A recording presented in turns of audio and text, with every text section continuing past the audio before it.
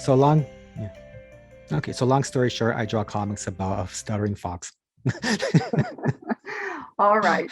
So you've written books, and my version, as you mentioned, is an old version with the black cover. It now has a white cover, and recently the book was translated into French.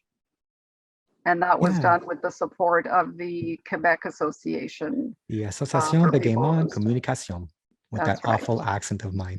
I don't think I pronounced it right. That is great. You did well. And you also have another book that is like the saga of Franky Banky. I think it's in Viking Times or something Yeah, that it's a you've very, also very written. short book. Yeah, very, very short. It's a parody of a Viking saga that I made for the International Stuttering Association Congress that took place in Iceland in 2019, and it became a swag bag item. So Wonderful. yeah, that was a lot of fun to Okay. make. So before I go forward, I want to acknowledge, tip my hat off, and thank these wonderful speech pathologists from around the globe. We have Katie Gore and Eric Raj, whom you will see on video throughout this presentation. They are in the United States.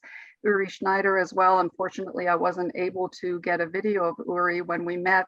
He had a migraine and he Okay. said he wanted to speak by phone. So that's how we did that interview. And then I happened to attend a session that Boon Pang gave through the Stuttering Foundation just a few weeks ago.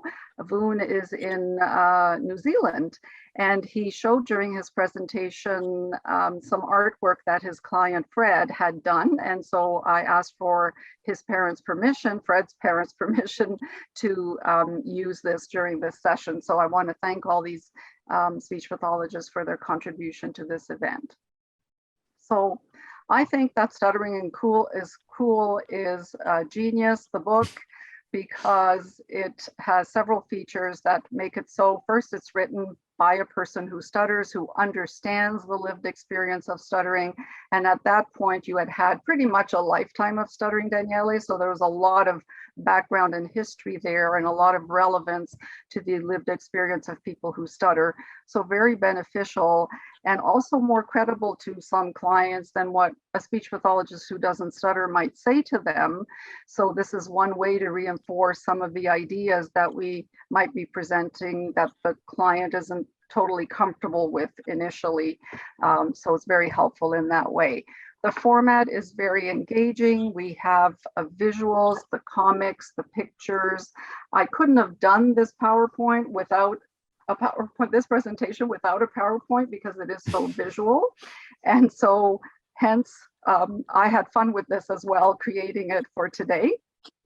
The text in the book is also interactive on certain pages. So things are presented, in a different way. You might have to read on the sidelines. There is one page where you have to turn the book around. So the book really gets you engaged and involved, and it's amusing. And as you're doing it, you're thinking, I can't believe I'm twisting this book around and trying to read this at the same time. So it's So really, really apologies if I fun. cause any dizziness or vertigo.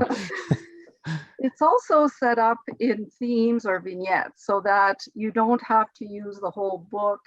You may not cover everything in this book. You might choose certain sections that you want to share with your client as things come up in the therapy session that you think the book would help support and help the client to get and make the changes that we want them to move towards. So it's flexible in that way. You might start with something that's farther in the book. You might go back to something that's near the front and so forth. You can use it in many different ways to stimulate discussion, to do artwork, to role play, whatever you want. So all right, it is amusing, so it's fun. It brings some levity to the whole subject, which is wonderful. It's absolutely relatable because it's the lived experience of a person who stutters that is shared across people who stutter. So really great in that way. And it's empowering. It leads people to take action. It guides them to adopting different ways of viewing things and different ways of doing things, trying different ways to deal with stuttering. And it certainly doesn't make it easy where it's a straightforward, smooth ride along to, becoming okay with your stutter. It does convey the back and forth and the struggles that occur as a person attempts to deal with their stutter. So who is it suitable for? Many of you have cited ideas in the chat as to how you use this book. So school-age children for sure. The content, not all the content is appropriate, and maybe some of the wording is a little bit complex. But as we share with clients, we can modify the wording a little bit and maybe leave out some things that aren't relevant for a child and so forth. And certainly the comic element really, really appeals to young children, especially if they love to draw and love cartoons. So good way to use this. With teenagers as well, again, if they are prone to liking comics, this is a great way to introduce some of the concepts that we discuss in therapy. And adults also. Adults are able to read the book and probably can benefit from all of the content that is in that little book. Parents also, we had a session yesterday with Rosalie Schenker where we talked about how parents are also on this journey in dealing with stuttering, and that they too need to change their expectations of therapy and what the desired outcomes are. And so this is another way for them to realize what we're aiming for and what might be ahead for their child as well. So it prepares them to be proactive as parents also. For us speech language pathologists and speech language pathology students, it really puts words to the stuttering experience and lets us experience what it's really like, different from reading about it in a textbook for sure. And as I understand, Daniele, there are university programs in the United States in particular where your book is one of the required books for the stuttering course. In other universities, it is a recommended text, but some professors make use of this book as a classroom textbook, which is wonderful.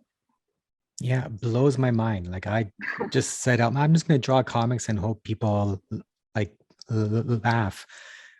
Yeah, so everything we're going to talk about here just totally continues to blow my mind. Like I can't believe this happened. Like, yeah.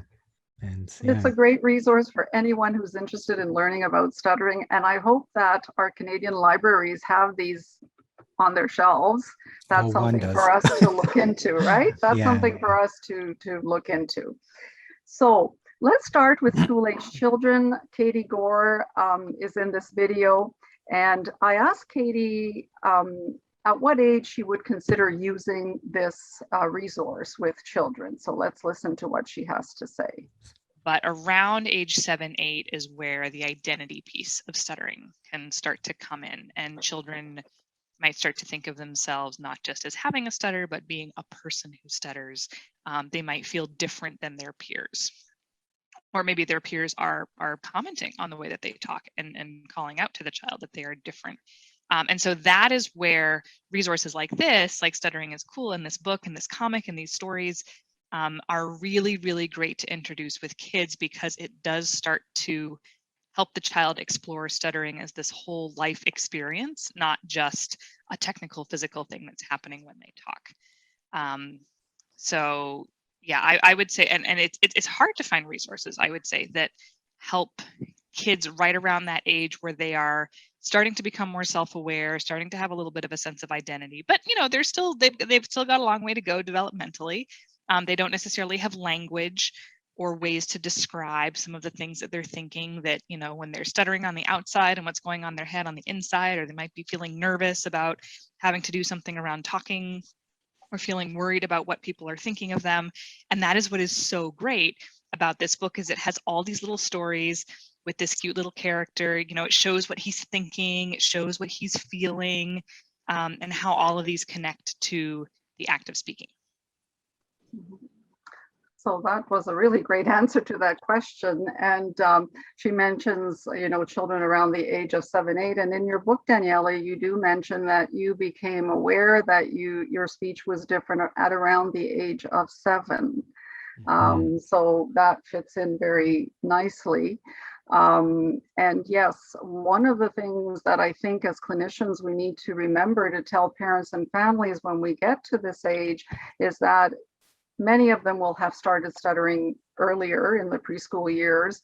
And at that point, we are working towards recovery from stuttering. The chances for recovery are excellent.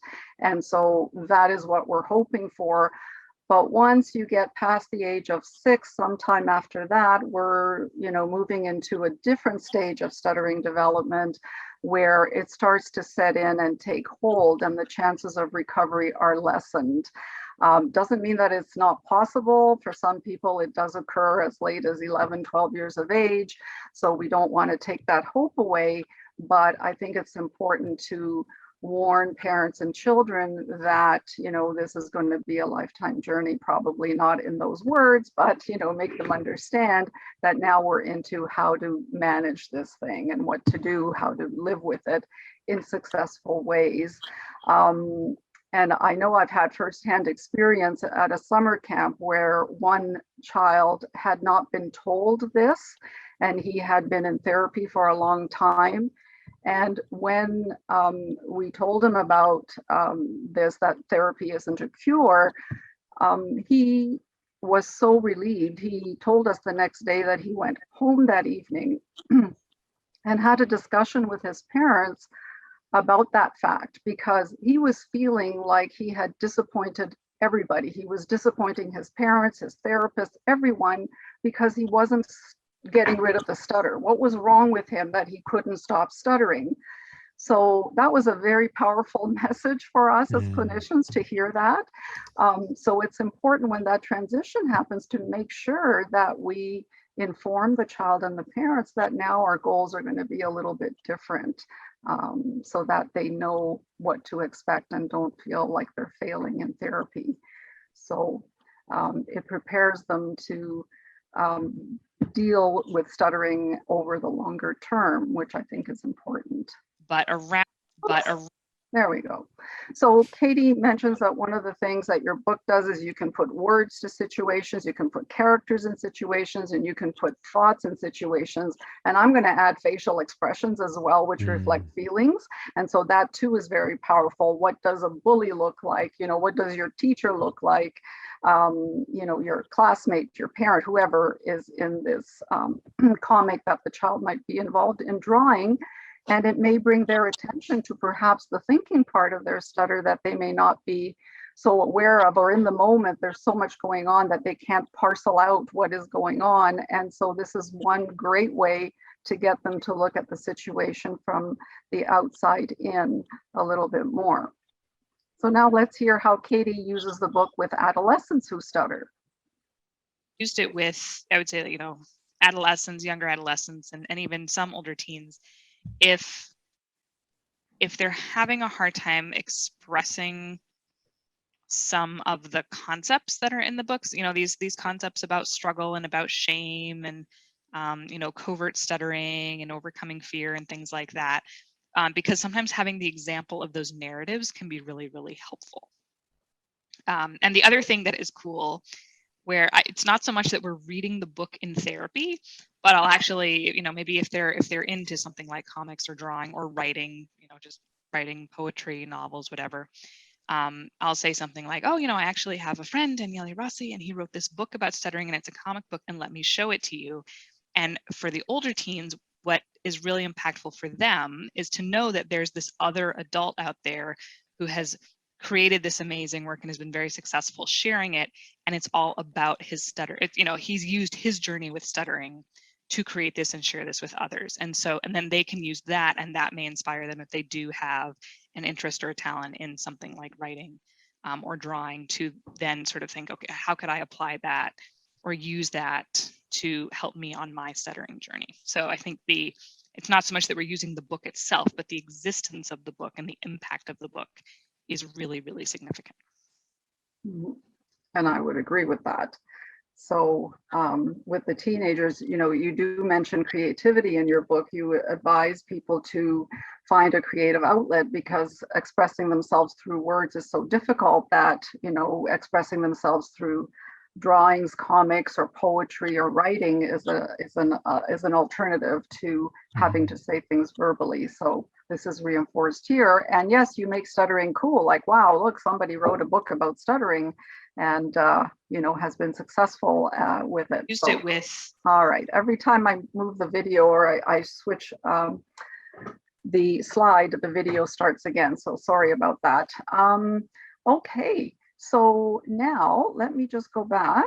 Okay, so here is Eric, sorry, talking about what he does with adults. Yes, I've worked with people named Raj, so I tend to go towards that. So here we go. Individuals 18 and over. So throughout the years, I've been purchasing many copies of this book, and we have been using them as physical materials that we would use. And I've also used them as parting gifts for some of my adults, because when our time comes to a close, I want them to still feel supported. So in our therapy, we might have explored a couple of pages, and then I'll give them the book once we are done, we are discharging, and I say, go back to this book. If you ever find yourself looking for some jolts of inspiration, because really, that's what this book can give a lot of our older teenagers, 20-somethings, even 30-somethings. So I always say, here's this book, thanks for spending such great time with me, for opening up. I believe you've grown as a communicator, as have I. So think back to this book if you ever need that jolt of inspiration, because this is a very real source of support for you. In addition to the fact that, yes, you can reach back out to me. Yes, you could still be a part of your support groups, so on and so forth. So great. And as I mentioned, some of my books never made it back to my bookshelf, but I'm sure that they are being appreciated at home. So Daniele's book makes a great gift.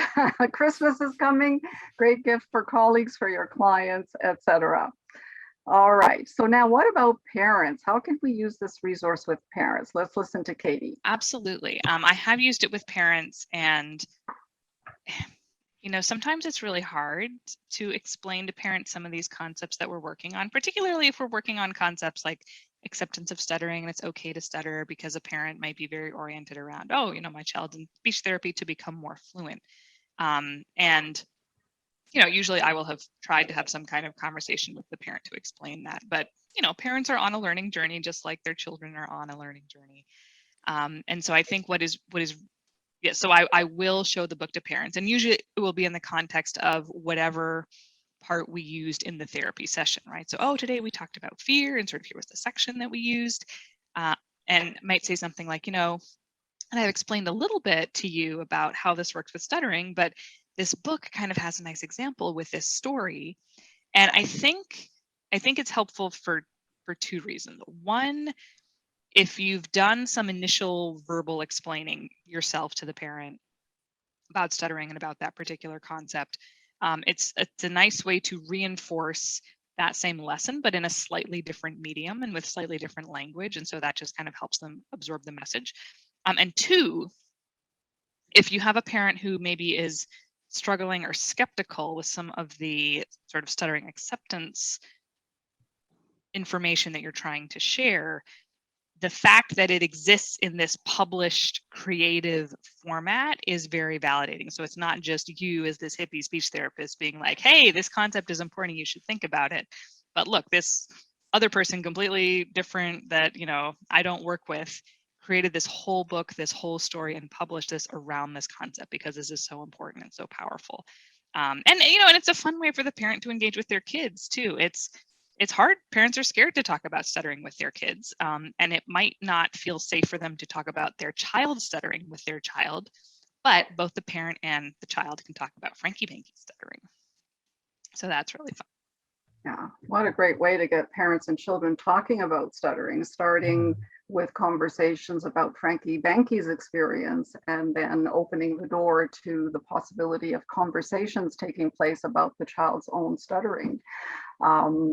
And it reinforces definitely the work that we are trying to do, the ideas, the changes in attitude and approach to stuttering that we want to foster in the parent and the child. Raj adds something, a different element to his approach with parents. Eric, yes, thank you so much. Today's parents are very inundated with information. There's lots of different ways in which we could consume information. As an educator, I notice a lot of my colleagues constantly giving links to parents, which is great. You know, you're giving these links, but sometimes when you click on the link, it is a long string of text. And when a parent is overwhelmed or nervous or at times scared, you can get lost in the text. And that helpful text is now no longer that helpful, because if you can't consume it, you're not going to be able to gain knowledge from it. So what I've noticed is, if I were to share bits from Daniele's book, it is presented in a way that I believe is a lot easier to digest. It's presented in a way that feels familiar and it doesn't feel overwhelming. So I've introduced it in one of two ways. I've maybe showed a particular page and I've said, you know, how about you read this page or these pages, and then let's talk about it next time I see you. So like they're physically bringing the book and reading it, you know, later on, and then talking to me about it after. Or if there is a few minutes where we are able to do it in real time, you know, it's kind of like we're doing therapy, but not with the child, but with the parent, which is still exactly what we should be doing and just as important at times. And we can talk about, as an adult, you know, have you noticed a similar situation like this happen with your child? Or if this were to happen to your child, what do you think? And that could open up some great bits of dialogue for us as clinicians. We can be taking valuable notes there that can help us to calibrate, are we all on the same page? As well as, what does the direction look like that we are going as a team? Team meaning myself as the client, or myself as clinician, the clients and the caregivers. That triangle is just so important. And a lot of Daniele's work allows me to connect with parents and have those good conversations to really solidify that triangle. All excellent points. Parents can feel overwhelmed. We're breaking it up for them. They're on this journey with their children, as was also discussed in Rosalie Schenker's session yesterday. We want to make sure that we're working as a team and that the parent is on board and understands what it is that we're attempting to do. I'm going to skip this about clinicians. We know that the book makes stuttering very concrete for us. So Daniele, I think that what your book does is it helps us work on the bottom of the iceberg with our clients, you know, dealing with what the things that make up the personal experience of stuttering, the shame, the avoidance, the fear, all of those things that are underneath the surface. Your book can help us reframe stuttering for the clients, help them reframe stuttering for themselves, and change how they relate to their stutter, how to relate to themselves as a person who stutter, how they relate to the listeners, and so forth. So that's where I think your book fits. You do talk a little bit about stuttering and speech therapy and the technical side of speaking, which would be above the surface. And you mentioned voluntary stuttering in your book, and you certainly don't discourage people from pursuing speech therapy and learning how to manage their stuttering moments better. Your analogy for stuttering in the book is tiger, who represents a block, as I understand. And so he is the what Franky Banky has to contend with, and his opponent in life, and whenever he has to speak. So your book helps us tame stuttering, helps our clients tame their stutter. I use that term since we have a tiger in the book. So it can be useful to help the client learn more about stuttering, discover things about stuttering, and understand their stuttering experience. It can help us lead the client towards acceptance, towards empowerment, advocacy, and community. And throughout all of this, we are desensitizing. As we expose our clients to this material, they are becoming desensitized. As you know, they're talking about stuttering from Franky Banky's experience and from their own experience as well. And it leads to action, which is what is most important. So for discovery and understanding, here's an example of a page in the book titled Stuttering Can Suck. So interesting language as well. Yeah, which will be changed soon, especially under, yeah, something more kid-friendly and Yeah, the stuff at the bottom, the get over it, yeah, that I'm changing too. Because Yep. that was written at a time, at a completely different way of writing. And now, and I've also learned, like this book came out in 2014. So I learned a lot more since then. So yeah, that's one thing I'm gonna change in the next printing of the book. Maybe I'll rename it as no fact, stuttering's not indication of intent, fact, stuttering's not, things like that, more, friendly, not so judgmental. Yeah. So when we're using this with a child, we might not say stuttering can suck necessarily, but we might say Yeah. stuttering can be hard, or not mention it at all. Depends on their reading level, but we can always, share with them as we read. So yes, this dispels some of the myths about stuttering, some of the conceptions that the child might have that are false, that he's either been told or that he's concluded for himself, that really aren't true. So this is really, really helpful. And this is the page where you go around in circles. I was going to read it, but I see that our time is running out, so I'm just going to keep going.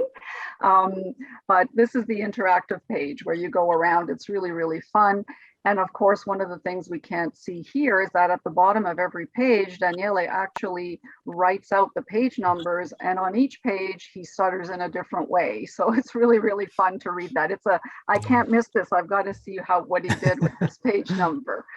So this is a useful exercise mentioned by Uri Schneider and also by Boon Pang with his example of his client, Fred. So this is me and who I am and everything that makes me who I am. So we see here that Franky Banky is a cat person, but likes dogs too. He reads newspaper comics, weakness for blue cheese. I'm sure that's you, Daniele, right? That you're yeah, there's a describing huge here. block in the fridge upstairs. Oh yeah. There you go. So this is describing, who Franky Banky is. And at the bottom it says, and I happen to stutter. And we see that Fred did the same thing in his activity with his therapist, Boone. And so what a wonderful way to frame all the things he is. And he happens to stutter, which is wonderful. And I was thinking as I was reflecting on this, wouldn't it be great if someone came back with, who they are, things about themselves, and they didn't even mention stuttering. I thought, yeah, that would be positive. And then I thought, well, I think I'd like to know why they didn't put it there. That would be a question I would ask, because if they come back with, a response that lets us know that it was intentional because they don't want it there, they don't like it, that tells us a lot about their child's attitude and thoughts about stuttering. But if the child says, oh, I didn't even think about that, then that's fantastic. So you would want to know why that happened. So you also bring up the unexpected in here for some of the older clients, the 10 benefits of stuttering. Really, there are benefits to stuttering. So this as well can get you talking. Franky Banky says, he's met people from around the world and shared experiences with them, so how do you think that might have happened? And you could go to the later part of the book where you talk about support groups and all of that. So this is a great way to discuss other aspects of stuttering as well. And I like the last point that stuttering teaches us how to get our message across effectively, or to put it another way, fluency isn't the key to getting your message across effectively. So that is an important message. And there's the stutter, page 13. All right. So desensitization, let's hear a little bit from Katie on that. There's a lot of stories and moments in the book that relate to desensitization if you want to get at the topic directly. But exactly like you're saying, it's this fun, relatable, silly, you've got to pick it up and move it around and interact with this thing. And and it's honest about the hard moments of stuttering. So it's not like it's trying to make some stuttering out to be some, we're always happy and having fun. No, it is very honest, but yeah, it is also very relatable. It's just very real. It's got ups, it's got downs, it's got things that are kind of funny that make you laugh. It's things that, put your head in your hands and, it's a really hard day. And I think that is why it's so great for desensitization, right? We're not trying to make stuttering out to be this big, happy, wonderful thing, because it is hard a lot of the time. And I think the other aspect that helps with desensitization, when you think about the steps that go into desensitization, is that it allows someone, whether they're a younger child, an older teen, a parent, to engage with stuttering and engage with all the nuances and complexities of the stuttering experience without confronting their stuttering or their child's stuttering. And that is so, so, so powerful. So, you know, some people come to speech therapy, kids, parents, teens, adults, and, you know, on the one hand, they know they want to deal with stuttering because that's why they're there, but they're really not ready to face it head on. And so there's so much great content in the book that lets you get into these really deep aspects of stuttering, but we can let your personal journey sort of, you know, stay on the sidelines for a moment until we're ready to go there. And that is, I think, you know, we don't have enough resources for that. I think often as speech pathologists, we feel like we want to go, you know, right into what is the person experiencing, and people just aren't ready for that. And so if we have more resources to help people engage with stuttering as a general experience before thinking about how that applies to them personally, we might be more effective. So taking a slow and measured approach with clients, meeting them where they are in therapy and not moving too quickly to things that might be threatening and that might lead them to not follow through with therapy because there's too much anxiety. It's too difficult for them. So acceptance is a big theme in the book. The analogy of tiger, there's a whole sequence of, you know, Franky Banky trying to deal with this tiger, locking him up behind a door, and he's too powerful, he comes out, and so forth. And the language here is very back and forth and not, as I mentioned earlier, linear. It's a struggle, and sometimes you'll have successes, sometimes you'll go back in your ways, but you come back and so forth. So it's very realistic, as Katie said, it's not sugar-coated. It does end with facing the animal, facing your stuttering. When you face it, it's so much easier to manage than when you try to turn your back on it, just as a tiger would pounce on you if you turned your back on it. And you end with acceptance not being the same as giving up. That too is an important discussion, because oftentimes when people hear acceptance, they think that you're throwing in the towel. There's nothing that can be done. Forget it. Why am I even bothering with therapy? And so we need to explain this and have a conversation about it.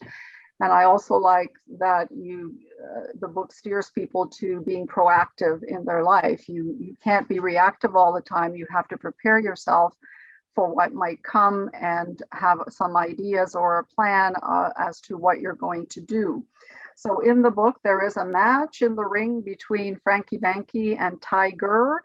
And as the fight goes on and Franky Banky gets clobbered by the tiger, he decides to just make friends with it. And so the commentators at the end, one of them says, well, what kind of a fight was that? Nothing happened, nobody won. And the other commentator says, of course, the Franky Banky obviously was the winner. And so she explains that by not hiding his stuttering or trying to avoid or switch words or be in some sort of denial about his stuttering, Franky Banky didn't stifle himself or let his stuttering control him. It was he who kicked. Wouldn't say that word with parents. I would have to ask if it would be okay. That's right. Yeah, true. Yeah. So yeah. So it redefines success. You know, what is success? It's not about not stuttering. It's about communicating, saying what you want when you say it. It doesn't matter how it comes out, and that it is okay to stutter.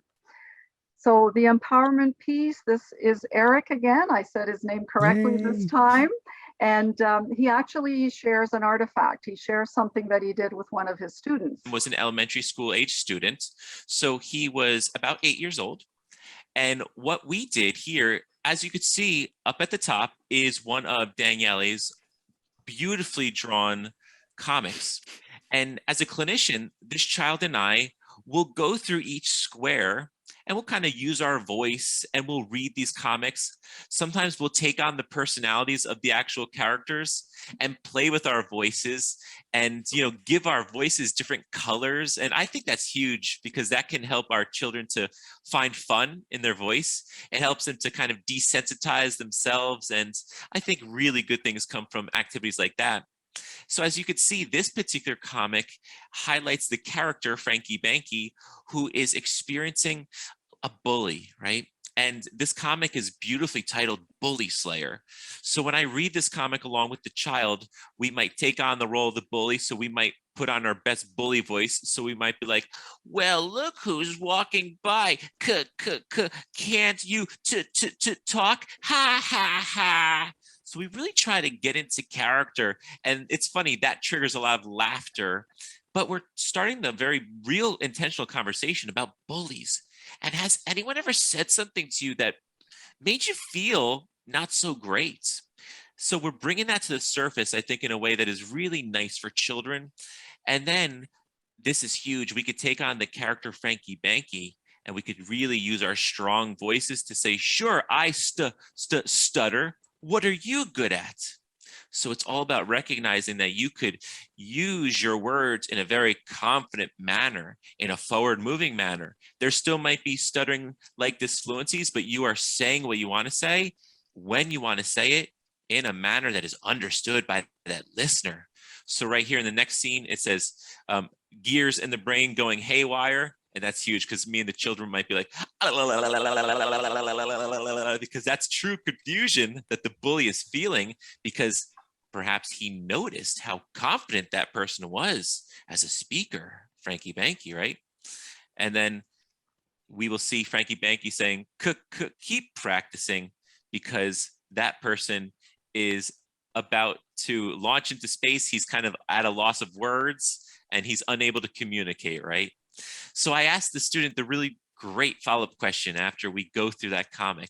I say, what are some words that you think could be used to describe Franky Banky? And then as you can see, these great, very age-appropriate words: brave, confident, creative, sly, friendly. And we talk about what do these words mean, bigger picture with the character. And then we also might say, might you use that word to describe yourself? Can you give me an example of the last time you felt brave? When's the last time you felt confident? And then maybe from there we say, as a communicator, when's the last time you felt confident? When's the last time you felt brave? So that opens the doors to intentional conversation about the ways in which a child might be viewing communication or experiencing different types of communication throughout the day. Great suggestion there from Eric. Sounds like he would be a Was an wonderful clinician. All right. Yeah. So this is what started that conversation there. What are you good at? And Katie here describes dealing with bullies and the curious. We'll just watch this. Like one way I've used this is, you know, the many sections where, you know, somebody's reacting negatively to Franky Banky and he maybe says something or maybe he thinks something. And I think from a comic standpoint, just the fact that it's visually laid out, sort of what's happening in real life and then what's happening in your head. And comics are such a great way for kids to sort of understand those are like two parallel experiences. And so that's really something where, you know, we can kind of read that story or talk about it, and then, you know, they can do their own story. So what if it's you and you could draw that bully, or, you know, even if there's not a bully that you have in mind, you know, you're afraid someone might bully you. What might they say? And then you can draw yourself, you can draw, you know, show me what happens for real when this happens. And they might draw themselves just being really quiet, but thinking in their head, sort of, you know, a very defeated thought or wishing they could do something differently. And then we can do another version where they actually say something back. And what do they say? And then, you know, they can in turn write, how does the bully respond or how does the commenter respond? And just kind of seeing that laid out panel by panel. Again, there's so many great structural elements of a comic that help everybody, kids, adults, sort of break down what we go through on a moment-to-moment basis and sort of be able to play with that in so many different ways. But yeah, I think that bullying thing is just so huge. And again, as therapists, the more ways we have to help kids explore that and practice that. I love the idea of just randomly doing it in therapy. That sounds really fun and so empowering for the kids when they learn to be like, oh wait, this is what we're doing and here's what I'm going to say back. And that's so cool for them. So Yeah. really Now, great. Carla. Yep. You've got had 5 minutes left. So you should start to wrap up here. Yeah, I'm aware of that. Thank you, Catherine. So great idea to look at different outcomes, to fantasize a little bit about what might happen and so forth. And the last thing that she mentioned there was an idea that I shared with her, where with my kids in therapy, oftentimes I think they're afraid of someone asking why they stutter. They see that question as a negative comment on the way they speak. And so we talk about, what they say back, and oftentimes they don't say anything because they don't know what to say. So we talk about that, we come up with alternatives. And then throughout the course of therapy, every once in a while, I will heckle them and say, hey, why do you talk that way? And then, if they don't have a comeback, it's like, remember, we talked about this. What were some of the things you could say? So I do that throughout treatment until they're able to come back immediately with an answer without having to think about it or pause in their tracks before they go. Now, here's a real life example of a bully situation, just so that you see the comic. I'm just going to go to that part and then I'll stop the video. Here's another artifact. So this is the second artifact I'd love to share with you that gives a very personalized experience to the clients. So we can very easily consume Daniele's work. We can let Daniele's work. So here it is. He has a cartoon that the child drew. It's a fish. And so the fish is the bully, the big fish is the bully. And so the fish that stutters says, you're not very nice, you should try harder. And the bully fish says, okay. So this was the child that conceptualized this. It's a comic using fish. And so that is a great way to draw the child's experience of bullying and to consider alternatives by drawing a different outcome. Perhaps this was a great outcome here, so a very positive one. So drawing comics, you can freehand it. I would have a hard time with that, but there are websites where you can go to draw comics. And this is one that I made. It took me about 5 minutes, where I have speech bubbles and thought bubbles, and you can make the character sit, stand sideways, turn their backs to you. You can choose the clothing, the hair color, etc. And so it's really, really fun. It's called Storyboard That. So lots of great resources online, little vignettes on Franky Banky's website, free posters that you can print out for your clients. Advocacy, what type of stutterer are you? There are different types. This is great with adults who stutter. They can select or they can tell you where they are, and it gives them the idea of, perhaps this is where I want to go, what I'd like to be more, the type of stutterer I would like to be more. And Katie uses that in her therapy with adults and has a great time with it. These are the buttons I was talking about earlier that I give to the children so that they can advertise their stutter. And when I mentioned this to Eric and Katie, neither of them have used the buttons. They like the idea, and and Eric suggested that you could ask questions such as, how many kids do you think are going to read this, or how many people do you think are going to read it? What are they going to say? What are they going to think? How are you going to feel, etc. So community as well, joining support groups. This is from Boone's client, his stuttering house. Who is on your team? Identifying your support network for dealing with your stutter, really, really important. And Daniele does talk about that in his book. Daniele has a special offer for everyone at this event. I'll paste it in the chat room. Coupon. I forget if it was 10% or 15% discount, something like that. I think it was There's 15. a discount. So there are the websites. Just do a search. You will find them. There are free resources there. Daniele is very generous with that. And of course, you can shop for his books and cool merchandise. There are games, there's poetry, multi-talented. He gives workshops. You might have been at his comic drawing workshop. There's Eric right there and Anita right here. And my forehead at the bottom. Your forehead.